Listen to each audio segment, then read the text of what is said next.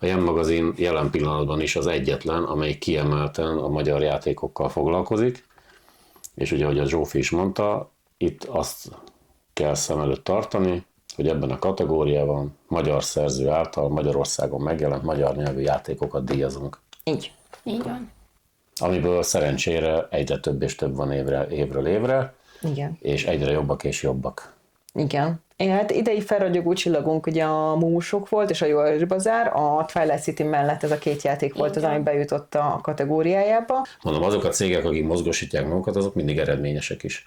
Igen, és annó érkezett is hozzánk egy kérdés, hogy egy kis kiadó mennyire tudja reprezentálni magát a nagy kiadókhoz képest. Hát a és az a Mumusok tapasztalatom, mutatják. hogy a Mumusok nagyon. Tehát, hogy mivel sokkal kisebb a közönségük, viszont azt legalábbis az én elméletem, Hát a családiban a Mumusok is bejutott, meg a Johari is bejutott. Igen, hogy nekem az elmögött lévő elméletem, hogy mivel kisebb szavazótáboruk van, vagy kisebb követőtáboruk van, akik viszont sokkal hűségesebbek, ezért ők sokkal előbb adják le a szavazatukat, mint amikor azt mondja egy nagy kiadó, hogy ő megszólítja a több ezres tömegét.